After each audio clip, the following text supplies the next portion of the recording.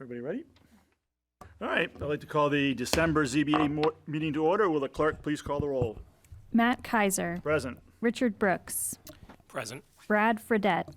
Present. Ken Hilton. Present. Anthony Jones. Present. First order of business, we'll appoint Mr. Hilton as a full voting member. Second order of business, will approval of minutes of the meeting of November 5th, 2025 meeting. What's the wish of the board? I'd make a motion to approve. Okay, we have a motion to approve the minutes. Do we have a second? Second by Mr. Brooks. Any further discussion? All those in favor of approving the minutes, raise your right hand. Passes. I'm abstaining. I was not here. Okay, 4-0. One abstention. Item 2 on the agenda, old business. Any old business that may come before the board? Ms. Crosley, any old business?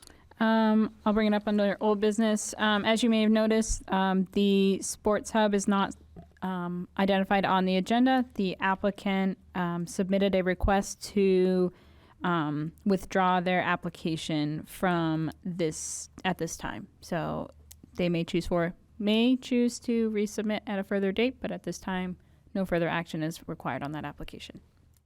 And that was for the sign variance. Yep. Thank you. Any other old business come before the board? And any other any members have any old business? Seeing none, we'll move on to new business.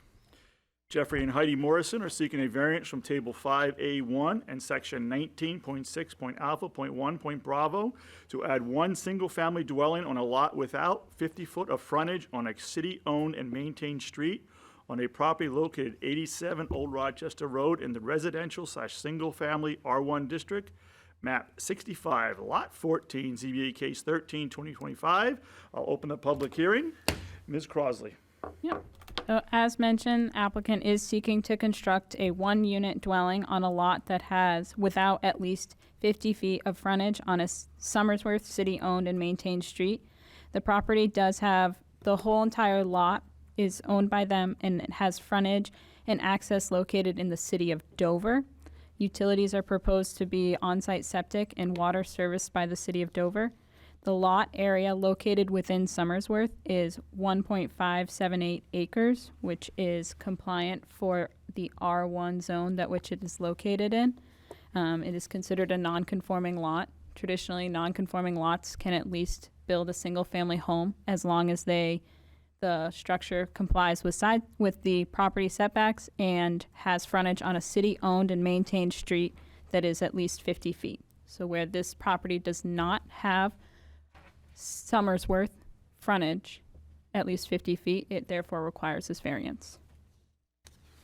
And they, in 2017, it was merged with what was 6515, which then made the lot a little larger for the portion that's within Somersworth. And the applicant has addressed the 5 criteria, so we can move forward with hearing their case. Thank you. Any questions for Ms. Crosley? Seeing none, will the applicant please come forward, state your name and how you meet the variance criteria? Hi, good evening. My name is Heidi Morrison, and my husband Jeff Morrison. Are you able to hear me? Is the green light on the microphone at the Yes, it base? is. Okay. Yep. So do you need us to talk about how we meet the criteria that was on the paperwork? Yep, you can talk about anything you would like, reference Okay. to the variance. Okay, very well. Because I don't want to because some people feel they're limited. You're not limited to what you just wrote down, but this is Okay. your chance to reinforce what you wrote down. Okay, very good. So I originally bought the property in 2005 when the property had been split into 85 and 87 in 2004, shortly before I bought the property. In 2015, it became available, the number 87 property became available, and we were able to purchase it so we could put the whole property back together again. And then, as you mentioned, it was merged in 2017. So when we first bought the property, there was a mobile home on the property that evidently was supposed to have been removed in 2004, but wasn't not removed. There were still people living there until shortly before we bought the property in 2015. So what we're proposing is to do, there is water and electric already back there. That service has run through our property, right, has been attached with the Dover property. And we believe that we have all the setbacks. We don't believe we'll be interfering with any of those property lines. So, I think one of the things we thought about is that really, I think it benefits the city of Somersworth to an extent because there are no Somersworth amenities on the property, but we would be paying taxes towards Somersworth. So we're hoping that that will be of benefit to the city of Somersworth, as well as give us an opportunity to have our son have a place to live. As you all are very aware, I'm sure, properties are hard to find and expensive to buy. So we're hoping that this might be a solution for all of us. Okay. Now, if you want to just touch on some of the criteria, just touch on the criteria, just briefly. Okay. You don't have to reread what you want, you just touch on Okay. it. So when it talks about the facts supporting the request, we feel like it wouldn't be contrary to the public interest because it's really not going to have any impact beyond our property. All of our neighbors are far enough back or separated by a 6-foot chain link fence that is like a privacy fence and other woods. So they may see a home, but that shouldn't have any further impact than what we already have back there with gardening and using our tractor and those kinds of things. In the spirit of the ordinance, that would be observed because the property, as you mentioned, is technically in Somersworth. It's large enough to have a single-family home, and there is no single-family home on the Somersworth part of the property. The main part, the main house, the home is on the Dover side, is on the Dover part of the property. So I believe that would be within the spirit of how the ordinance is written. As I mentioned, I feel like it would be substantial justice because I think it would benefit the city of Somersworth. It should not detract from the city of Somersworth, nor would it detract from our neighbors. It would give us an opportunity to have that space available for our family. When it talks about the variance were granted, the value of surrounding property would not be diminished. I don't believe that they would diminish. I believe that, again, it would add to the tax base. It would be another home that would be available. We are specifically looking at something that is movable. So if there is a point where our son wanted to move, or it wouldn't necessarily be a permanent structure, it could be removed so that we're not going to dig a foundation or do any of those kinds of things. Unnecessary hardship. When we talk about the hardship piece, we really can't do much else with that property at this point. It doesn't have any access from Somersworth. We've kind of tried to think about what other things we could do back there, and it's a nice piece of property to have this size property in Dover's and Somersworth. We're very fortunate, and we appreciate having that space, and we would like to see that be able to be used in a different way, and like to provide some housing for our son. We believe it's a reasonable request. Again, technically speaking, that Somersworth property is large enough for a home. We don't meet the footage, the frontage piece and we understand that piece. I think my sense is that's the only thing that is really holding us back from putting another residence back there. And we believe it'd be big enough for an 1,800 square foot, kind of a double wide. Some of those trailers are amazing. Like, wow. Anyhow, we feel like we're meeting the criteria. I don't know if there's anything else. The property is totally land. Right. So, and we are limited in being able to subdivide again because of the frontage piece.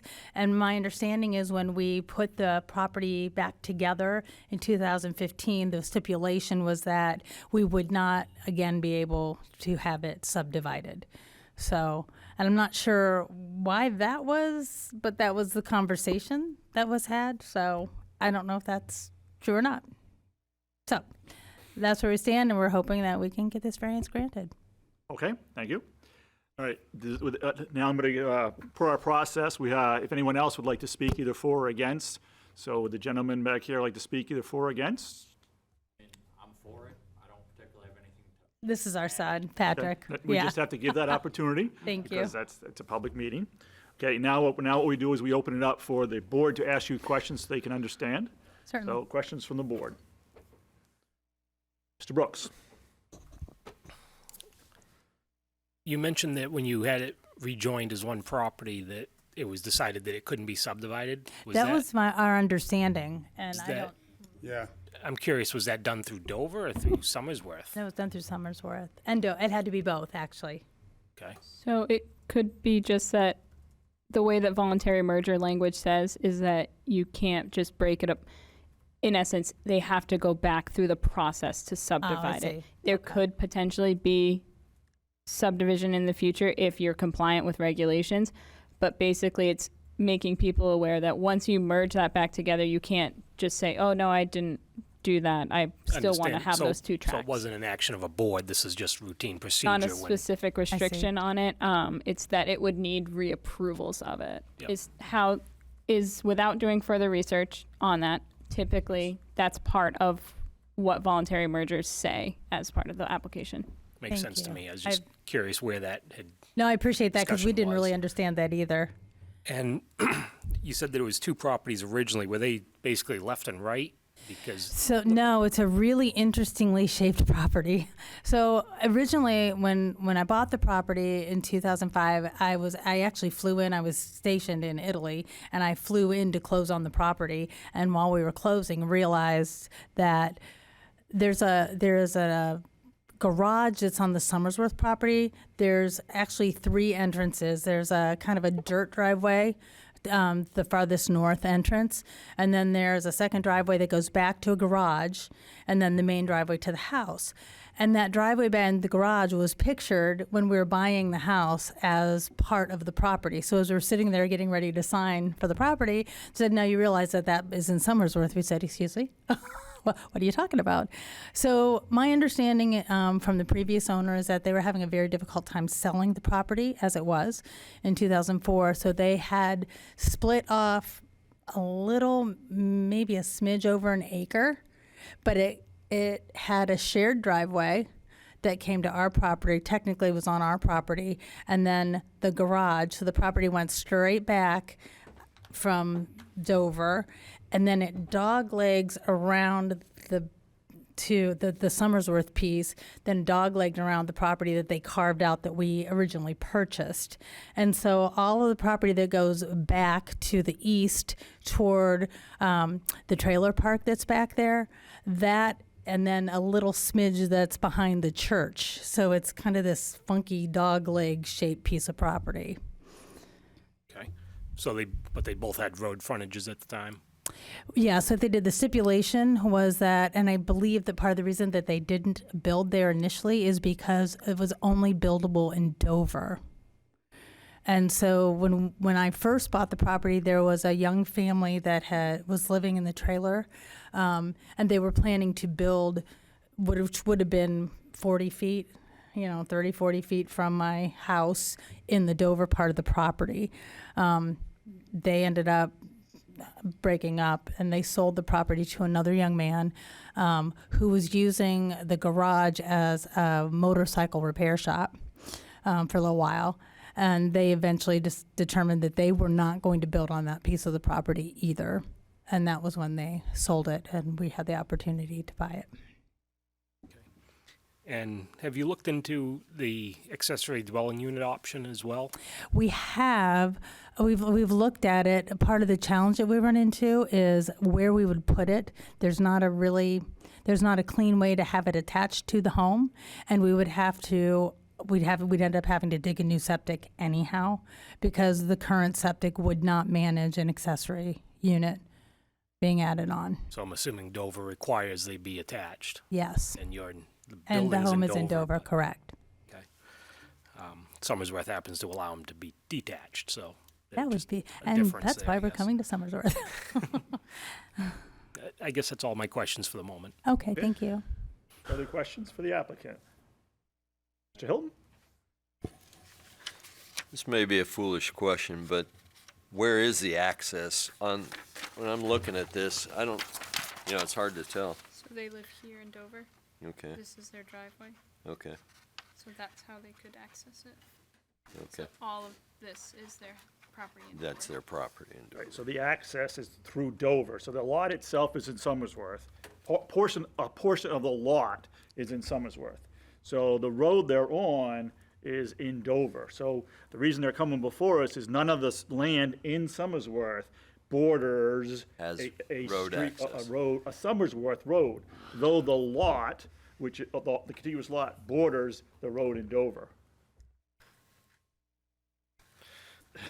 Yeah, it's Ultimately, meets it's Well, technically, split by the municipal boundaries. property in Somersworth does not, the what they're property saying. of Dover puts the property of Somersworth in a landlocked position. Situation. Right. Yeah, Yep. Yeah. I just wanted to clarify that. Thank you. Okay, other questions? Mr. Fredette? Question from Ms. Crosley. Can a mobile home go on in Somersworth, can they put a mobile home outside of a mobile home park? No. Well, not Not- necessarily in a mobile home park, outside a mobile home district. District, A zone sorry. District. No. And is this in the mobile home district? No. This is R1. Okay, that's what I thought. Just checking. So, okay. So So- separate from this, and Yes, I wouldn't go okay. into it right now. Okay. Is you may have to look, your options, currently the land doesn't allow to have a mobile home on that land in Somersworth. So so I'm just clarifying, so my understanding is so that the mobile home that was there previously then was technically not allowed. It may have been grandfathered, I see. so Okay. you don't know how that works. but Okay. It may have been grandfathered, not knowing the history. And then, so then I can assume that the mobile home park that's immediately behind our home, our property must be in a different must be zoned in a different district? It's a non-conforming use. So it's grandfathered. I see. It's Okay. grandfathered. Okay. So, but you're here to get the approval to put a structure without the appropriate frontage. Right. So I would stick with that. Okay. No problem. It was. No, it's valid, it's valid, it's valid. And then furthermore, you'll work with the planning board, I see. what kind of structure you put in there, or if you come back to the board asking to put a mobile home in an R1 district. That's see. an option of yours for a Okay. variance. All right.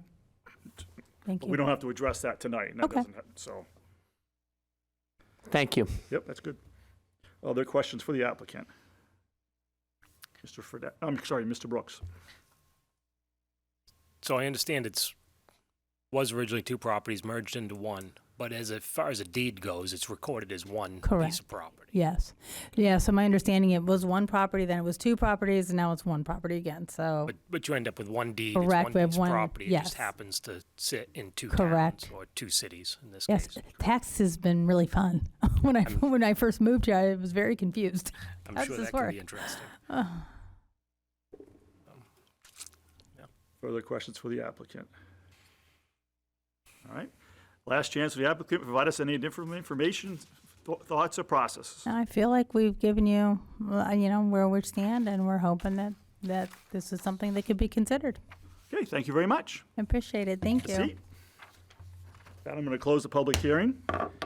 First order of business will be the, whether there's any regional impact. The only thing I'll add, just to make sure it's clear, though it touches Dover, I mean, or is part into Dover, I don't think, my opinion, it doesn't have any regional impact to Dover. Though we consider that it's partly in Dover, I don't think it has any regional impact. Any other thoughts on that process? Mr. Fredette? Mr. Brooks, go ahead. I was just going to say, I don't believe that's a regional impact in the intent they mean. I understand regional impact to be a significant effect on the area. Right, And yeah. this is simply on one property, maybe the neighborhood, but even that's being a stretch. So I'll make the motion, assuming Mr. Fred, I don't have anything else to add first.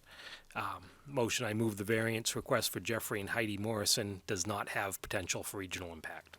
Okay, we have a motion. Do we have a second? Second by Mr. Hilton. Any discussion on the motion? The motion is that it does not have regional impact. There's no discussion on the motion. All those in favor of the motion that it does not have regional impact, raise your right hand. Passes 5-0, no regional impact. Discussion on the variance.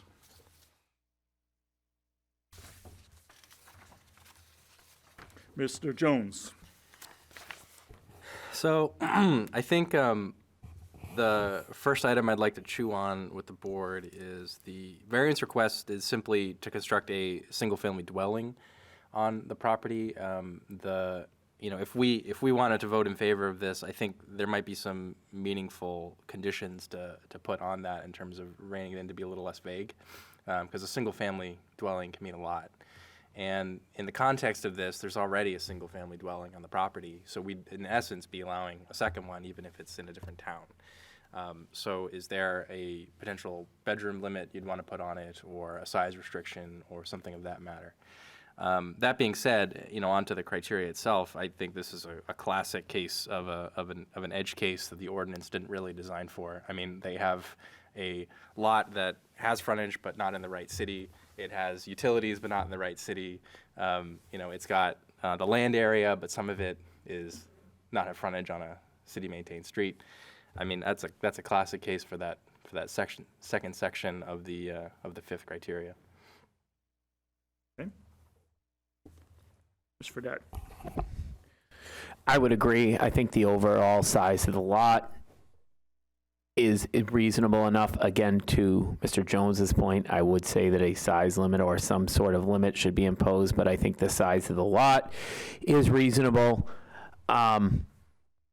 This is, if I remember correctly, not that it's super relevant, at one time this was owned by somebody that ran a sew and vac shop in the front and had a trailer park out back. And over the years, pieces of it, that's why some of the trailers are left. His shop is now a church.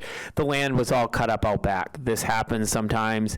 I think we need to pay special care when we're dealing with properties that are bordering other cities and towns, and be sensitive to the whole process. That general area on the Dover side has been more densely developed than what Somersworth has allowed to date. I don't see a reason not to grant this. Can I ask a little clarification on why there's thought that it needs to be, if further, that we need to put restriction on what is currently allowed based on the zoning ordinance in an R1 district? I don't think it's that we need to. I'm just kind of encouraging that line of thinking because we are, in essence, permitting 2 single-family dwellings on a lot in a zone where no residential zone in Somersworth outside of multifamily districts really allows 2 entirely separate single-family dwellings on a property. So it's just a little above and beyond the typical ADU proposal. Okay, Ms. Fredette? Ms. Crosley, doesn't Somersworth allow 2 detached dwellings in an R2 with a condo agreement? It doesn't require a condo agreement, but yes, in the R2, you can have a attached duplex or 2 detached single units to allow for 2 units on the property. It's kind of an odd thing in the Somersworth ordinance, I think. I think Somersworth is unique in that, if I remember right. A lot of ordinances are going to clarify that they allow things like that in other communities, but it reads kind of funny the way that it's written. But yes, it does explicitly say that for the R2. Thank you. But this is an R1 district. This is R1. This portion of the lot that's under our jurisdiction for regulation is in the R1. And we don't, our current ordinance doesn't have any sort of restrictions on size or bedrooms, but if the board feels that that is an appropriate condition. Otherwise, the default would be to whatever the state limits, which is the 1.578 acres, is that just the portion of the land that's in Somersworth, or is that the entire parcel? That's the portion in Somersworth. Oh, okay, so it's more like 2 acres at least. Yep. So I guess my thought on this is I certainly agree that, the hardship, whereas it is rather unique situation where it has no road frontage. I mean, it looks like it has a little bit on, I believe, Wolf Court, but that's a private road, so that doesn't count. It's certainly rather unique in that sense, and I believe fits right into there because it, like you said, it has no road frontage. It's very sizable. It certainly could be a buildable lot if it had the road frontage. So I do feel it fits number 5 in that sense. When we talk about conditions and so on, I guess I would think my thought on it is you know, if Dover doesn't allow detached ADUs, Somersworth does allow ADUs, does that then give them the right to have an ADU with this house because they have it in Somersworth? So Is that even moot because of state law changes? Accessory dwelling units are allowed where a single-family house is permitted and it is owner-occupied. so Hmm. so if we allow it, then it's permitted, which I would assume would allow an ADU. So, you know, is that where maybe we do need some sort of condition on it? Right, because if they build it in Somersworth, what we're talking about, could they add an ADU to this unit? Yes. Yeah, state law says we have to allow the So, AD so we accessory couldn't even dwelling put a unit. condition restricting that then? No, that wouldn't be enforceable in my, That's a good point. I didn't consider that. It was just my first thought of that, because this is almost becoming the ADU, so to speak, but not technically, because it's in a different city. I think they would Yeah, have gone for an ADU if they could have, but because. Dover doesn't the allow primary that. Well, no, because the primary property's in Dover, they could either put an ADU in Dover, But it would have to be it has attached. to be attached in Dover, or they can't do it in Somersworth unless they build the primary house first and then build an ADU. Yeah, So it's- again, more the uniqueness to this. Correct. But looking at the other 5 criteria, I don't believe that this would affect property values. It's far more densely settled in that area, so it wouldn't be exacerbating that problem. The variance would do substantial justice based on the 5th criteria of this being a hardship situation with no road frontage and yet such a large lot. And, you know, the spirit of the ordinance, I believe, becomes observed because this simply doesn't have, it does have road frontage, it's just not in our city, you know, so that's my take on it. Yep. For discussion. Mr. Hilton? I think I think it meets all the criteria that we're required to, ask them for. And as far as the exceptions or limitations or whatever, I would think that would come before the planning board and that the planning board would deal with it.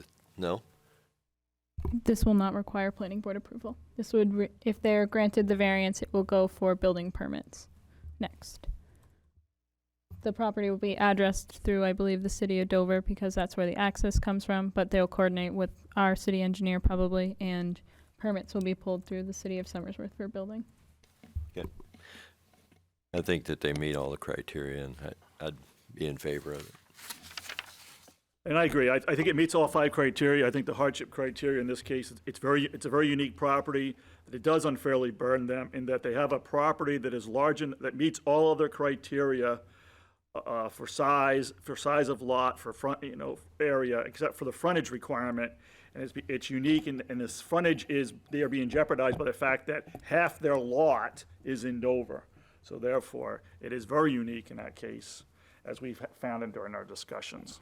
I would point out it's only a quarter of the lot, probably. It's a very small portion of it, really. Correct. It's in Dover. Yeah, Mr. Fredette. And I'd also comment, if they already have power out there, I know they're past the use on that grandfathered mobile home or whatever was there for a mobile home, but there has been a dwelling there in the past. And it has functioned as such. Okay. Further discussion by the board.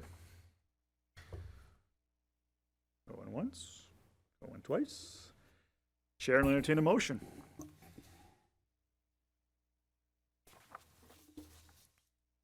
Mr. Brooks. After review of the application, the file, and all the information presented to the board, I feel that all 5 criteria have been satisfied, most specifically because of the hardship being a landlocked property, but with road access in another city.